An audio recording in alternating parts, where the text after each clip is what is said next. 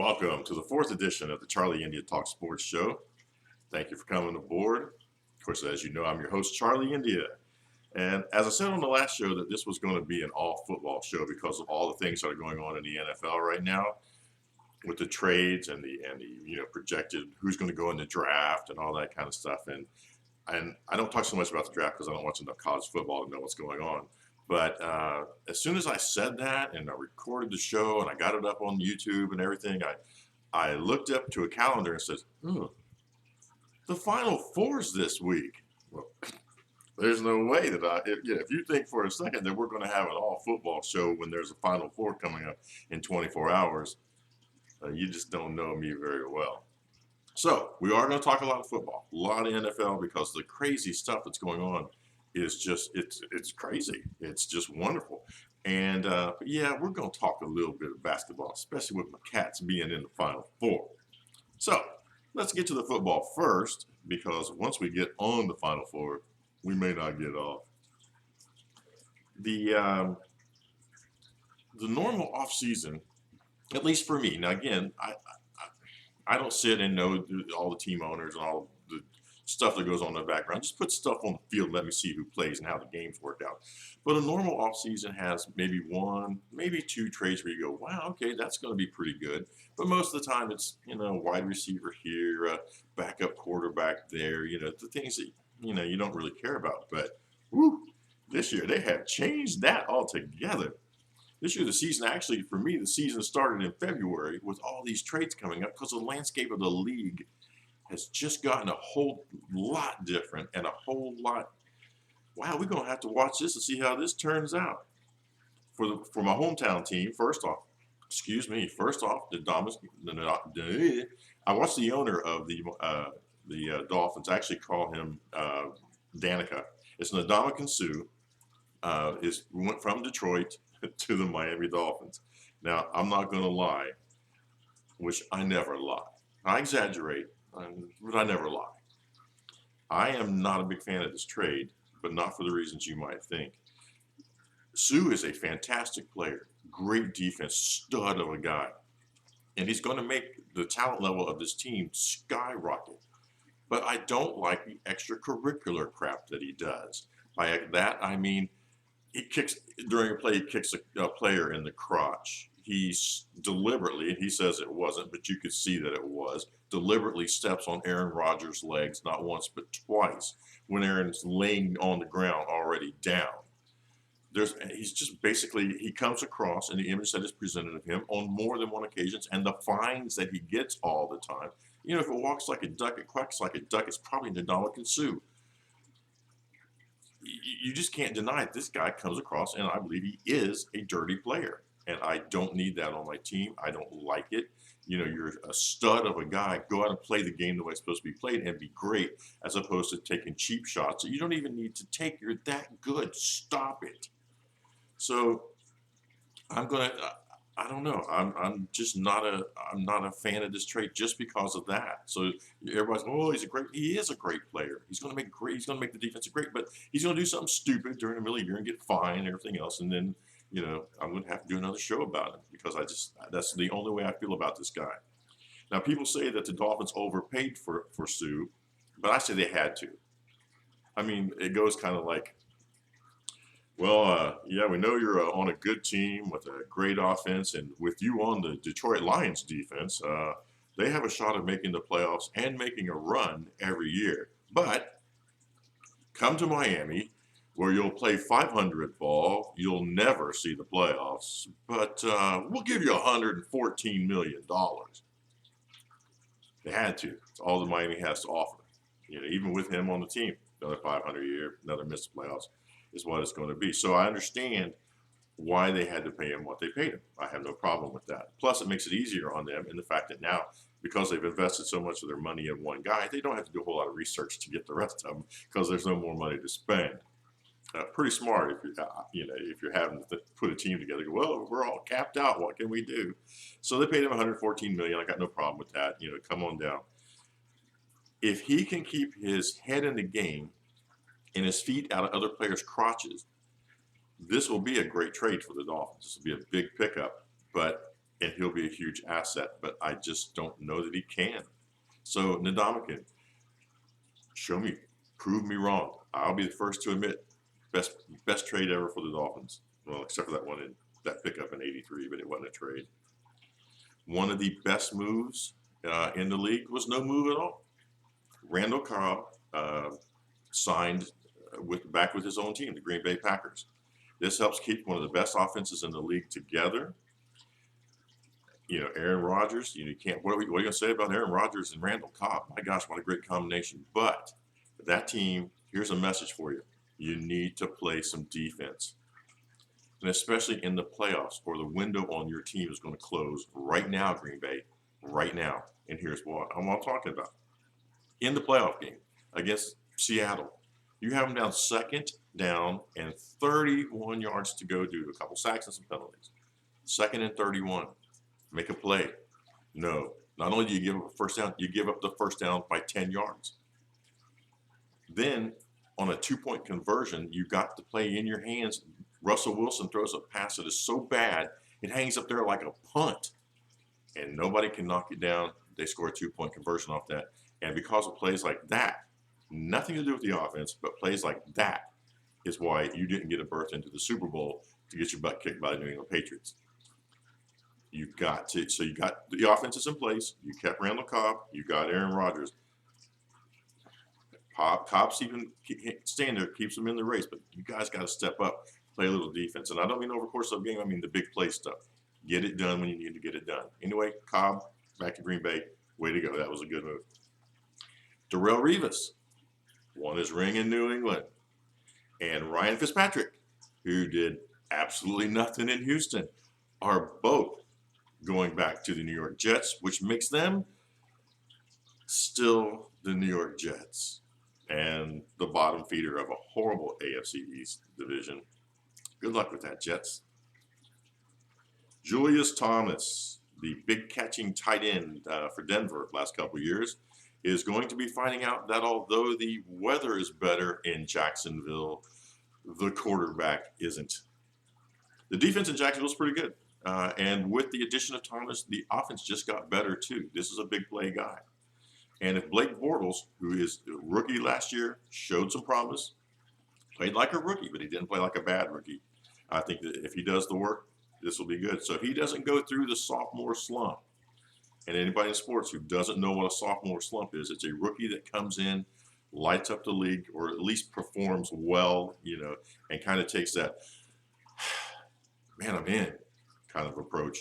And then they don't work as hard. And then the second year comes up and they find out that now everybody knows who you are and everybody's seen how you play. And your second year is horrible. It's not from a jinx or a slump. It's because you didn't put in the work. You didn't put in the time. You didn't have that fire that you had because you're in now. That's what a sophomore slump is. And if Blake Bortles can avoid that and work as hard now, and I don't know, I'm saying if he can do that, and work as hard as he did to get into the league, then with the addition of Thomas, the offense just got a lot more fun to watch. So as long as Blake Bortles avoids the sophomore slump and Thomas doesn't wake up and go, what the heck was I thinking? I'm in Jacksonville. They actually may be a little easier team to watch this year. And because of the blackout rules, I'm going to get to watch all their games. Brian Hoyer. Brian got traded from Cleveland to Houston, to replace, Ryan Fitzpatrick. And the question I have about Brian Hoyer and the Cleveland situation and then picking up Fitzpatrick is, what does this mean for Johnny Manziel? Oh, that's right. The Browns picked up Josh McCown to handle that situation. Josh McCown, the guy who won one game for Tampa Bay last year.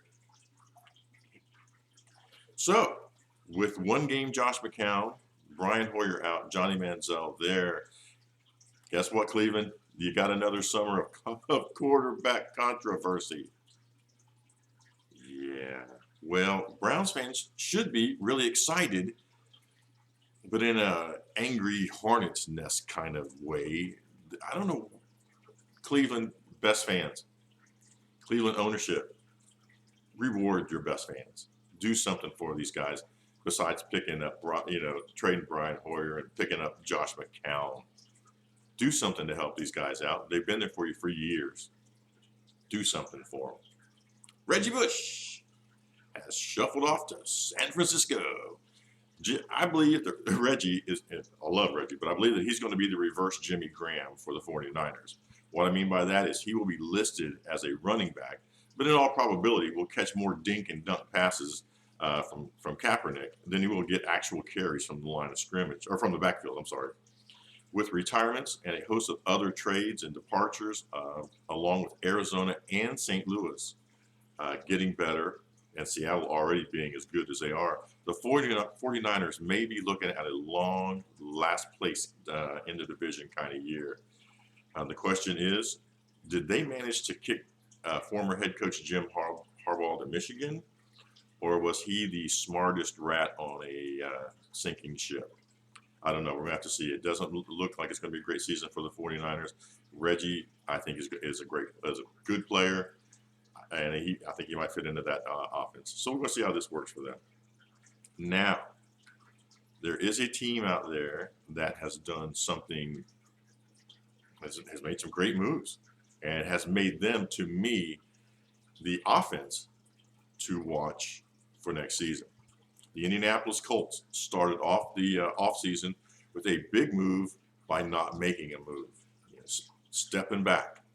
They didn't re-sign Hall of Famer Reggie Wayne. Reggie's been there forever, caught Peyton Manning's passes, and is, to me, is a definite first-round Hall of Famer. But Indianapolis said, "Thank you for your service. Have a nice life." Then they moved forward by replacing someone who could not move the ball forward last season.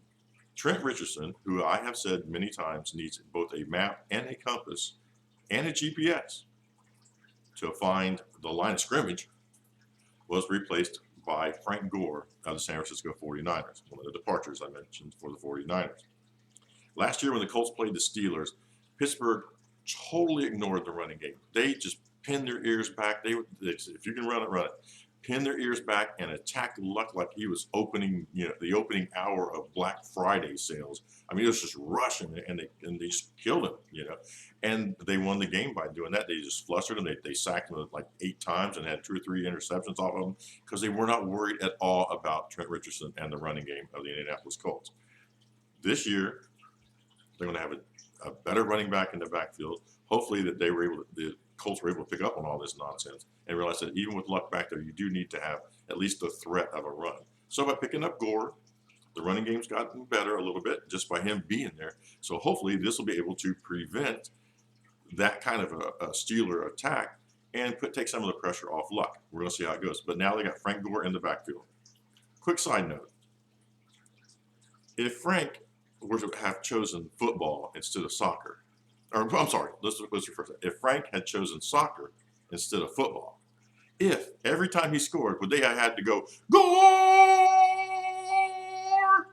That's why I hate soccer.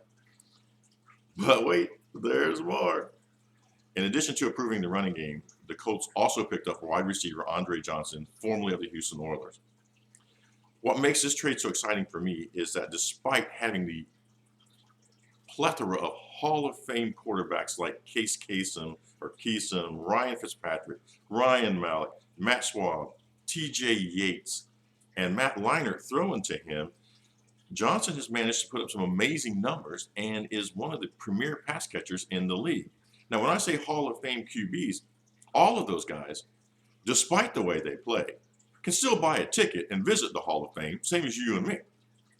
So if he can pick up all those numbers and rack up all those numbers with studs like that throwing the ball, what the heck do you think he's going to do with Andrew Luck throwing the rock his way? So I do get a little pumped up about this trade. This is something that's going to justify this dude's career. So they pick up Gore for the running game and Johnson for the passing attack, and Luck is another year older and hopefully better. At this point, we need to take the word young out of Andrew Luck. He's not a good young quarterback anymore. He's just a good quarterback. And I think that he's going to be a great quarterback. So they have all that in place. This should be fun to watch. I love that kind of style of football. So I'm excited about seeing this. That's why I said it's a good offense to watch. However, that defense is going to have to continue. That defense is going to continue to be a huge question mark. This could these trades on offense and not so much on defense are going to create what I fear is going to be, or what I'm going to enjoy because I just like watching it, an arena league style of game where the Colts score 50 every time, but they're going. How many are they going to give up? I mean, 50 to 48 is a win. 48 to 50 reversed is a loss. So I'm excited to watch the Colts play because I love that kind of offense. But man, that defense is going to have to step up. And again, what makes it hard is they're going to be on the field a lot because this is going to be a quick strike offense and put your defense right back on the field. So Indy's going to have to put up 50 points a week, and let's see how much they're going to be able to hold the other teams down to. And now for the drama team of the entire league. The Philadelphia Eagles gave personnel decisions to head coach Chip Kelly, and Chip said, I don't like nobody. Let's get them out. And they are doing just a complete wipe down and reload of that offense. Last year, they were good. They were just one game away. But Chip just said, let's start over. Let's get gone. I just want them gone, and I'm going to get my guys in here. So let's start with who's gone from the team, who last year was one game away from making it from the playoffs. They were right in it till the very last game. We talked briefly already in the first show or last week, about the running back LeSean McCoy being traded off to the Buffalo Bills. Good luck with the cold weather there, LeSean, because although Philly's brutal in the winter, it's always colder when you have no chance of making the playoffs and you're playing in December. Again, LeSean's going to be a big pickup for the Bills. I just don't think that the Bills, Dolphins, Jets have anything that they got to match up with New England. Also gone is Jeremy Maclin, off to the Kansas City Chiefs.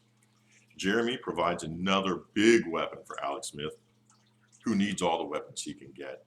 Maclin's is a big guy and a touchdown maker, so the Chiefs need to find a way to make that work for them.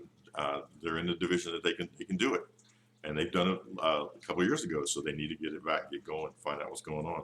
So Jeremy Maclin out of Philly on to Kansas City. But then what to me is the most head-scratching move they've made so far. Philly traded quarterback Nick Foles to the St. Louis Rams. Yes, Ron, at this time, these Rams are still in St. Louis for Sam Bradford. This move is huge for a lot of reasons. One, Foles, although he was injured for a few games last year, has played well for the Eagles and was the quarterback of a high-powered offense and was looking great. I mean, I had him on my fantasy team. He was so good, and then he got hurt. So this guy's a good quarterback on that team. Now, I love it when guys have to go to other teams to find out, well, was he good in that system or was he a good quarterback? We'll see. But Nick Foles has played well for Philly and made them part of a quick, high-powered offense, and now, bam, he's gone. The Ram offense is just one piece away, or has some pieces, I guess. I'm not saying one piece away. They have some pieces in place already. So I'm anxious to see if the addition of Foles is going to keep them in the game and in the race in a very tough NFC West. I mean, again, you got Seattle, you got Arizona, now you have St. Louis, and the 49ers. So this is a tough division to play in. This trade makes them another team to watch. Does the Rams? Yes, still in St. Louis at this time. It's a team to keep an eye on next season. But for Philly, as much as I think that St. Louis got the way better end of the deal in the sense that for Philly, Bradford, although he's a good quarterback, he's always one of those that's just not quite managed to get over the hump into being one of the studs, the superstar quarterbacks. He's been injured for the last 2 seasons. He didn't even play a game last year. He got injured preseason. Chip Kelly runs one of those needs an athletic quarterback, style of offense because the quarterback has to run, he has to move, he has to make decisions on the move, and they pick up a quarterback who blows out his knee every time he gets off the team bus. So I'm curious about the move. I'm curious about how it's going to work out. If Bradford can stay healthy, he's a great quarterback. Whether he can do what Chip Kelly's offense needs him to do, I don't know that he can, and they're going to have to show me that's going to be, and he's going to have to play more than 3 or 4 games. So I'm curious about this one. This is where the drama of the Eagles comes in. They moved everybody out. They moved some people in, and I'm not sure about the people that they moved in. The last trade for Philly is, I don't know. The last trade for Philly is one of the ones that just makes me wonder what the heck the Dallas Cowboys are doing. For some reason, I'll never be able to figure out. The Cowboys showed no interest in picking up running back DeMarco Murray, and Philly picked him right up. They said, hey, he's there. We're going to go. So the most productive guy in Dallas offense last year goes to the arch rival of their own division. How could Dallas let this happen? Murray, again, had 447 touches for 2,282 yards last year.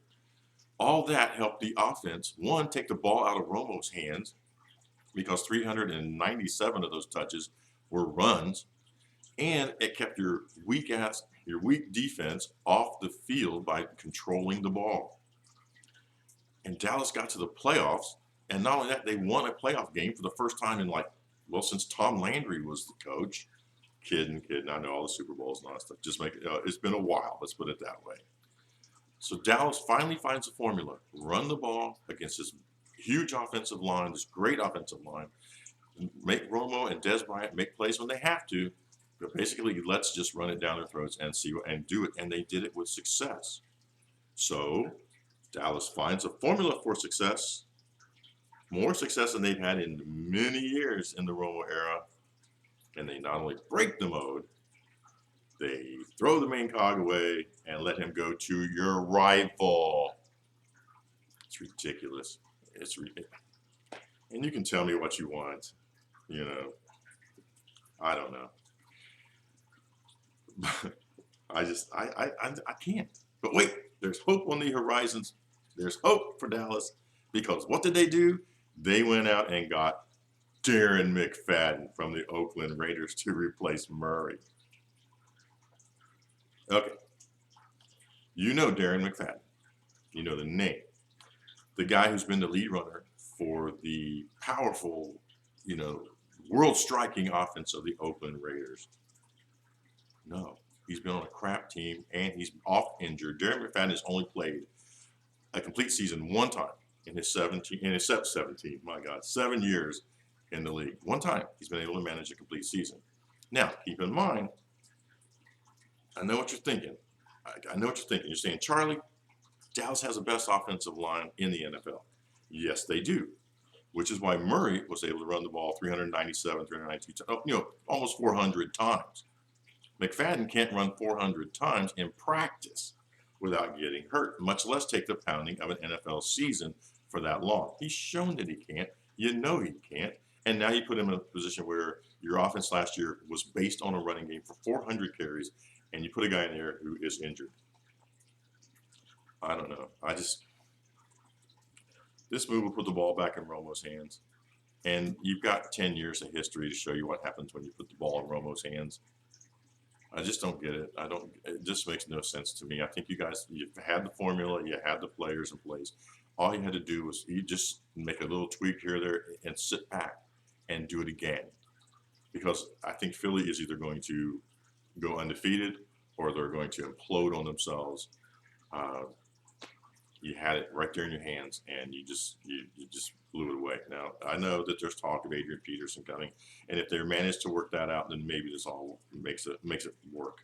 But to do all this, to pick up Darren McFadden, to try to get Adrian Peterson when you already had the guy in place to make the system work, I don't know what Dallas is thinking. I just don't get it.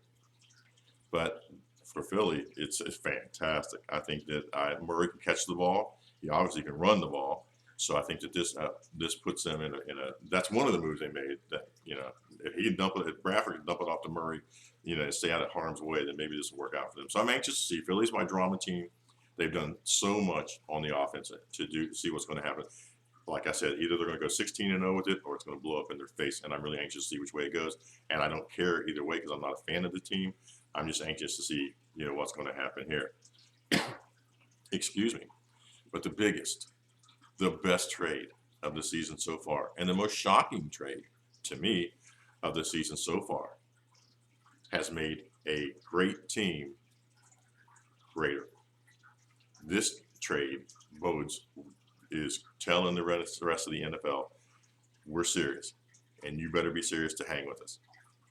This trade has been made by a team that has been in the Super Bowl the last 2 years, won one of them, and was a second away from winning 2 in a row. Yeah, talking about the Seattle Seahawks. The Seattle Seahawks traded to get Jimmy Graham from the New Orleans Saints. I was shocked when I heard about this trade. I mean, one of those things that just literally knocks you down on the ground and says, what? Jimmy Graham, the stud of the New Orleans defense with Drew Brees. And I mean, they were like, you don't say one without the other. Drew Brees, Jimmy Graham. That's the way it went. And now, for whatever reason, and say what you want about him being listed as a wide receiver and all this nonsense, Jimmy Graham was the stud of that offense. Drew's not only go-to guy, but his backup valve, his safety valve, his touchdown. You need a touchdown, go to Jimmy Graham, and New Orleans trades him. Again, in the moves that just don't make any sense to me. So now, the good part about that is the team that picked him up. As you know, Seattle, Legion of Boom, best defense, in the league for the last couple of years. Not just showing me that they're going to be any worse this year. I'm not a fan of theirs because I don't like the Richard Sherman, just dude, you're a smart guy. You don't need to do this all the time. Just shut up and play, kind of thing. And if they did that, I'd probably like this team. But by putting Jimmy Graham on that offense, Russell Wilson has emerged over the last couple of years as a good. He's still in the good young quarterback phase. He hasn't gotten over the hump yet, like Luck has. But he is one of those plays. He's not only good when the play's going right. What makes Russell Wilson so good and so dangerous is that when the play isn't going right, he makes it. He can still make a play out of it. Seeing him in the back, just getting away from guys and running with his legs. And I don't mean the Michael Vicks and the that kind of running game. I mean oh my gosh, everything's done, go, and turns what could be a possible sack into a 6-yard gain or maybe a 10. Gets the first down. He does have some breakaway, runs, but basically that's what he does. He keeps the offense moving. And if you do that, eventually you're going to score.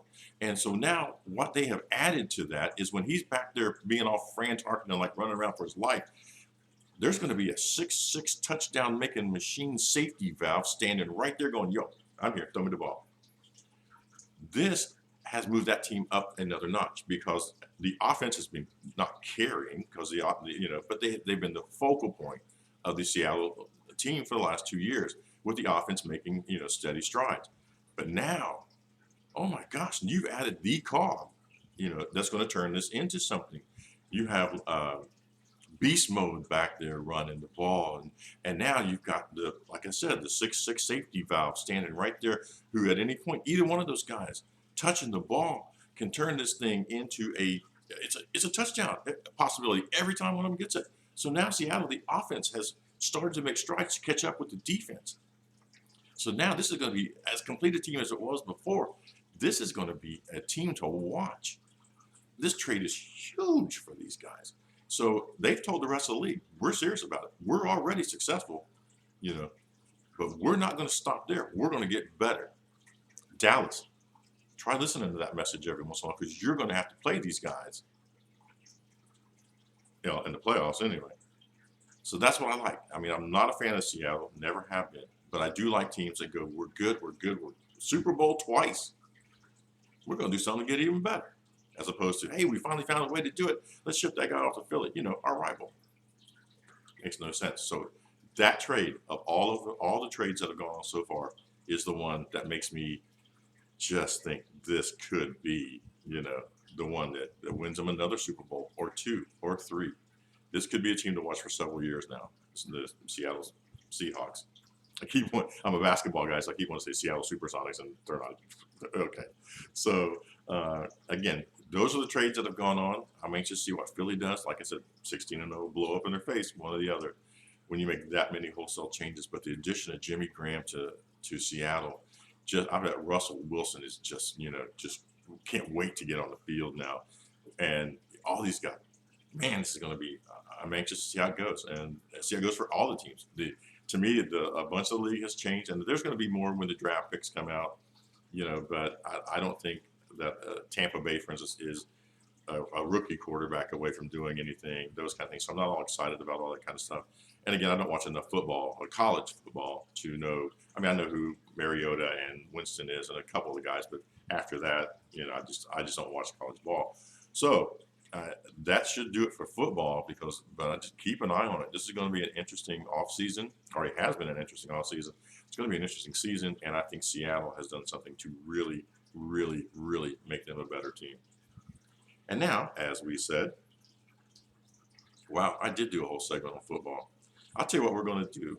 We're going to go overtime. I'm going to give you just a few minutes. Normally, I try to do these things in 30 minutes. It's 30 minutes right now. Sorry. I told you it was going to, when I wrote it, it was going to be a whole episode on football. But it's March Madness, baby. It's the Final Four. It's finally on us. They're playing the games in 24 hours from now. I can't wait. The Final Four, Michigan State's going to be playing Duke.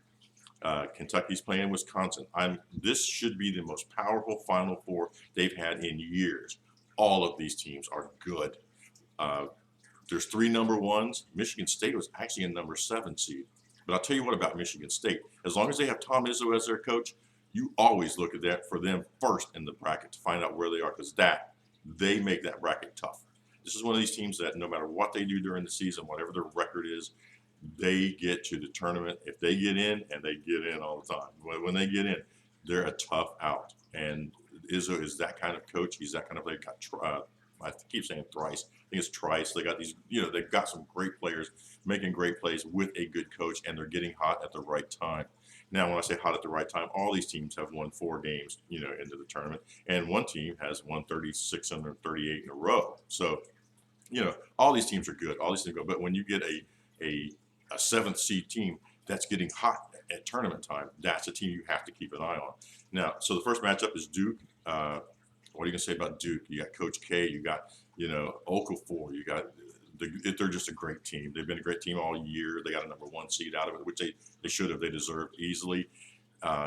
So they're playing Michigan State, who is overmatched team-wise if you look at it on paper. But they don't play these games on paper. They play them on the court. So you got Izzo going against Krzyzewski as coaches. You've got Okafor trying to cement his, one-and-done status kind of thing. Thrice and these kids all playing together. This should be one of the better, one of the best games. There's only 2. I'm saying one of the best games tournament-wise out there. I'm anxious to watch. I'm anxious to watch all of it. I'm really anxious to see this game. I hope Duke wins. It's nothing against Tom Izzo or Michigan State, but I'll tell you why I want Duke wins in a little while, and I do predict Duke to win. The game that obviously I'm more concerned about, Kentucky's playing Wisconsin. I haven't got to see Wisconsin play that much during the year. I have, of course, watched all their games during the tournament. This team is good. This team is really good. Kaminsky is a 7-footer who can shoot 3-pointers, can drive, and get to the hole. And when he gets to the hole, he finishes strong. He can also shoot foul shots. He's a decent defender, from what I've been able to see. But he's not he's the focal point of the game for them. But they've got another forward in there, and I have totally forgotten what his name as soon as I said it. But he is playing for them super well. Between those 2 guys, they have a 1-2 combination of big guys. These are big players that can shoot and can score and can move. Now, and that team is good. The coach is good. I mean, it's just a team to watch. They were the number 2, number 3 team in the country all year long. And they're number 1 seed. They're playing against Kentucky. You know how I feel about Kentucky. The advantages I think Kentucky has against a team like Wisconsin is Kaminsky, one, is normally the 7-footer playing against the non-7-footer and doing all the things that he can do. That ain't going to happen against Kentucky. You're going to have not only 1 7-footer, not 2 7-footers, not 3 7, but 4 guys who are just as tall and just as talented and against you. And the idea is they play defense. So Kaminsky's going to have to run into 7. He's going to have to fight through 28 feet of guy, because when Willie Cauley-Stein comes out, you got Karl Anthony Towns coming right in behind him. And there's going to be no break, for Kaminsky in this game. And the idea is that not only do these guys play defense, those are the strong offensive focal points. Karl Anthony Towns scored 25 against Notre Dame. They just couldn't stop him, and that's how Kentucky managed to get that 2-point win. And by the way, Notre Dame, great game. Congratulations. That was fantastic. It killed me to watch it. Funny story real quick about this, because I know we're in overtime. The funny thing about this game, I work during the evenings, so I don't get to watch the games live, so I tape them.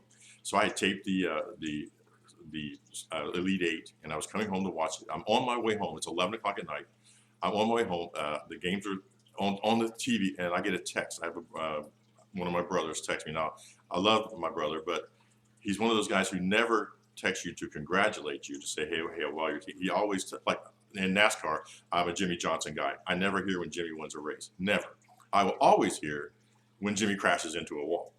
So here comes a text from my brother. I'm driving now. Normally I don't recommend I drive, but it was the middle of the night and there's nobody there. So I looked up for just a second, and the first words of the text were, "If you're boys," and I thought, oh no, it's Scott. And I actually threw my phone into the floor of my truck. I'm not going to listen to or watch the rest of this message, because I know that he's forgotten that I taped these games, and he's going to tell me bad news. So now, not only do I have this itch in my brain about Kentucky playing Notre Dame, I've got to sit through the Wisconsin game first. So half of me is like wanting just to fast forward through the whole thing and just, let Wisconsin win and go. Another part of me is like, dude, you watch every game of the tournament that you can.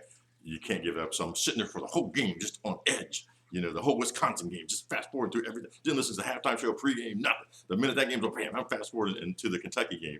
It was hilarious. And then the thing with Notre Dame playing such a great game and me having that itch of a message in my head, I'm just throwing stuff and getting, and it's in the middle of the night, so I'm trying not to be making any noise. I'm being all quiet and everything. And it was tough so the whole game, the first game, I'm mad because I'm sitting there waiting for that Kentucky game to start. Then the Kentucky game starts, and I'm just frustrated and on edge because Notre Dame's playing such a great game, and they're leading, and Kentucky's not doing what they. Oh my God, Notre Dame's dunking on Kentucky. How's that happening? So finally, Kentucky ends up winning the game by 2. Again, congratulations, Notre Dame. Great game. I don't think Wisconsin has that style of players. It's matchups are matchups. That's not an insult. It's just saying different teams. So anyway, Kentucky's got big players. They have big talent. I think the size and everything of Kaminsky and Decker. There you go, Decker. Those guys are great. I don't know that they have enough depth. When Kaminsky has to play that hard all the time, he's going to have to sit down. And when he sits down, the guy that comes into him is not a McDonald's All-American, like when Kentucky sits a guy down. So I'm predicting Kentucky to win this. I do think this is going to be a great game. I think both of these games are going to be great. All of these teams are super. I'm really looking forward to this. Is probably one of the most explosive Final Fours they've had in a long time. But of course, I'm predicting Kentucky to win. I'd predict them to win if they were playing an NBA team. That's my team to go all the way. So Wisconsin, Kentucky. Actually, the first will be Duke, Michigan State. Then Wisconsin, Kentucky. Sit down on Saturday night. Watch the Final Four. It's going to be a great event. Or if you're like me, you're going to have to tape it. And catch it when you get home. No text messages. Now, that leaves me with Kentucky and Duke in the championship game. The reason I said I want Duke to win this game is nothing against Michigan State. I am kind of a fan of Duke. I'm a fan of North Carolina. I'm a fan of the main state programs because my program is the main state program. So Kentucky, Duke, North Carolina, Kansas, those kind of things.